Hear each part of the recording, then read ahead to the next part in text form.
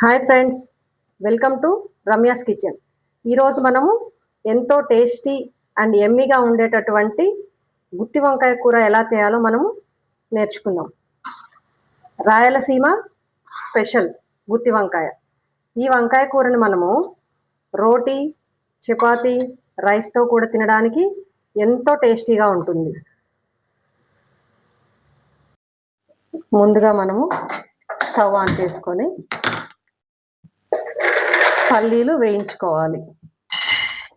మనము ఈ గుత్తొంకాయ కూరకి 1/2 కేజీ గుత్తొంకాయ కూర చేస్తున్నాం. 1/2 కేజీ గుత్తొంకాయకి మనకు ఒక పిరికెడు దాకా పల్లీలు పడతాయి. ఈ పల్లీలను మనము దోరగా ఫ్రై చేసుకోవాలి.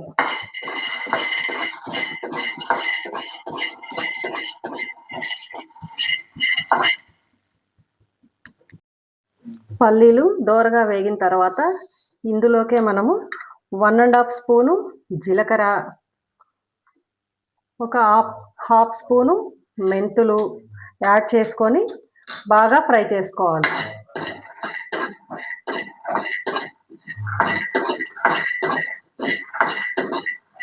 ఈ జీలకర్ర మెంతులు కూడా బాగా దోరగా అయ్యే వరకు మనము ఫ్రై చేసుకుంటూ ఉండాలి.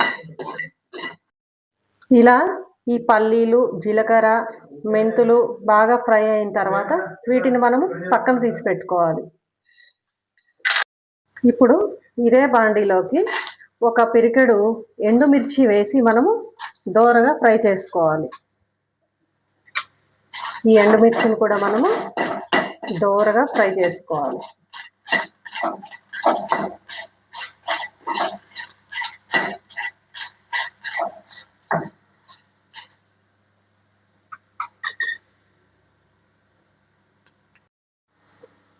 ఇలా దోరగా వేగిన ఎండుమిర్చిని కూడా మనము పక్కకు తీసి పెట్టుకోవాలి. ఇప్పుడు ఇదే బాండీలోకి మనము ఒక ఉల్లిపాయని ముక్కలుగా కోసుకొని వేసుకొని ఒక గరిటె ఆయిల్ వేసుకొని వేయించుకోవాలి. ఇలా 1 టేబుల్ స్పూన్ ఆయిల్ యాడ్ చేసిన తర్వాత ఇందులోకి మనము ఒక 2 రెబ్బల కరివేపాకును కూడా యాడ్ చేసుకోవాలి.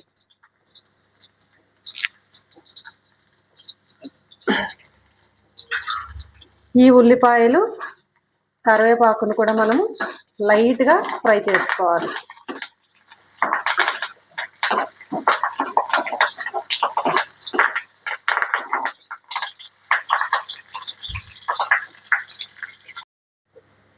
వీటన్నింటినీ మనము మిక్సీ జార్లోకి యాడ్ చేసుకోవాలి.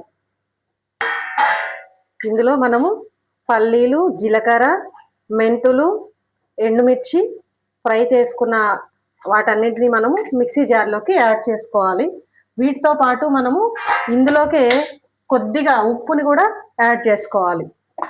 ఉప్పును కూడా యాడ్ చేసుకున్న తర్వాత వీటన్నిటినీ మనము ఒకసారి గ్రైండ్ చేసుకోవాలి. ఈ మిక్సీ జార్లోకి మనము కొద్దిగా కొబ్బరి ముక్కల్ని కూడా యాడ్ చేసుకోవాలి. ఇప్పుడు ఇలా గ్రైండ్ చేసుకున్న తర్వాత ఇందులోకే మనం చింతపండును కూడా యాడ్ చేసుకోవాలి. ఇలా చింతపండు వేసి గ్రైండ్ చేసుకున్న తర్వాత మనం ఫ్రై చేసుకున్న ఉల్లిపాయ, కరివేపాకును కూడా ఇందులో యాడ్ చేసుకొని మెత్తగా వాటర్ వేసి గ్రైండ్ చేసుకోవాలి.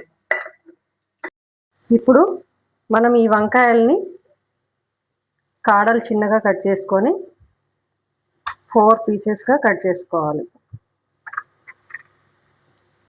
ఇలా 4 ముక్కలుగా కట్ చేసుకున్న వంకాయ ముక్కల్ని మనము వాటర్లో వేసుకోవాలి. ఈ వాటర్లో మనము కొద్దిగా సాల్ట్ వేసుకోవాలి. ఈ సాల్ట్ వేసుకోవడం వల్ల వంకాయ ముక్కలు మనకు నల్లగా మారకుండా ఉంటాయి.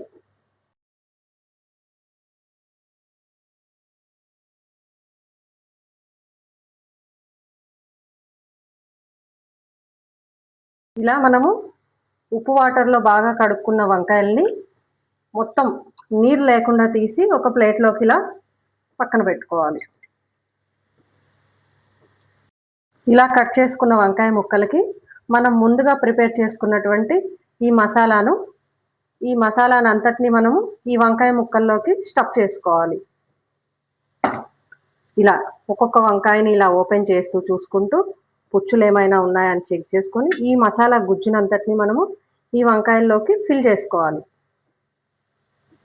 ఇలా ఒక్కొక్క వంకాయకి మొత్తానికి మనము ఈ మసాలానంతా యాడ్ చేసుకోవాలి. ఇలా వంకాయ ఈ గుజ్జునంతా ఫిల్ చేయడం వల్ల ముక్కకు అనేది బాగా ఉప్పు మసాలా టేస్ట్ అంతా మనకు వంకాయ ముక్కలకి బాగా పడుతుంది.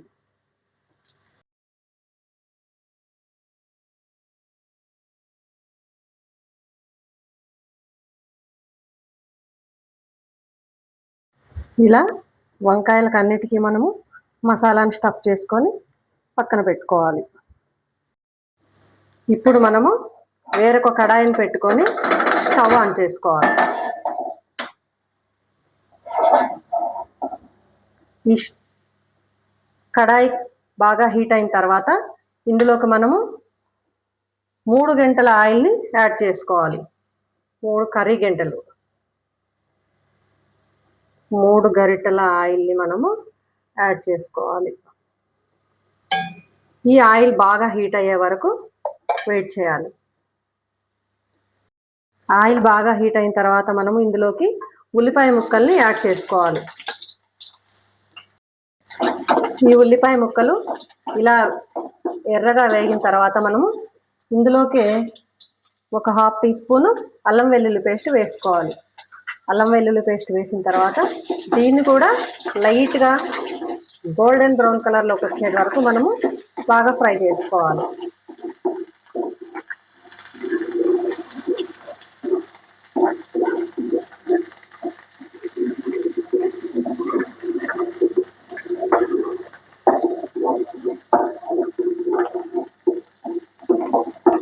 ఈ అల్లం వెల్లుల్లి పేస్ట్ మరియు ఉల్లిపాయలు కొద్దిగా దోరగా వేగిన తర్వాత మనము ముందుగా రెడీ చేసుకున్నటువంటి వంకాయల్ని ఇందులోకి యాడ్ చేసుకొని కొద్దిగా మగ్గే వరకు మనము ఫ్రై చేసుకోవాలి.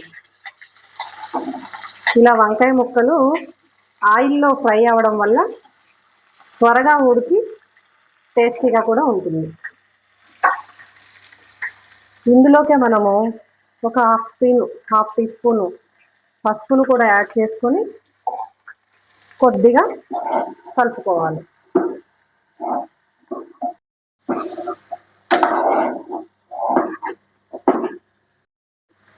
ఇలా కొద్దిగా మనము ఆయిల్లో ఫ్రై చేసుకున్న తర్వాత దీనిని మనము మూత పెట్టి ఉడికించుకోవాలి. అలా మూత పెట్టి ఉడికించుకోవడం వల్ల కొంచెం ఆవిరి పట్టి వంకాయ ముక్క అనేది కొంచెం త్వరగా ఉడకడానికి హెల్ప్ అవుతుంది. కాబట్టి మనము దీన్ని కొద్దిసేపు లిడ్ క్లోజ్ చేసి ఉడికించుకుందాం.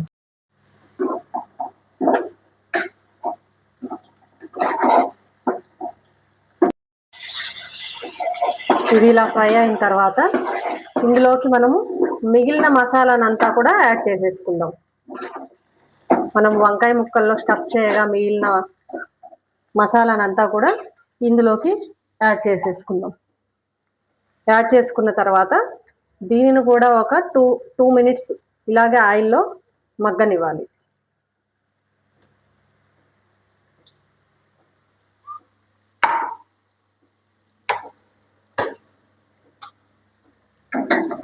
దీన్ని ఇలా బాగా కలుపుకోవాలి.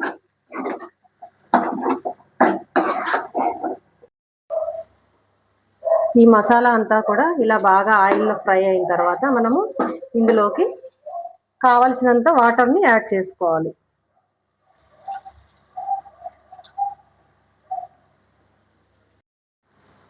ఇలా మనము కావాల్సినంత వాటర్ని యాడ్ చేసుకొని బాగా కలిపి ఒక 15 మినిట్స్ మనము ఈ వంకాయ ముక్కల్ని బాగా ఉడకనివ్వాలి.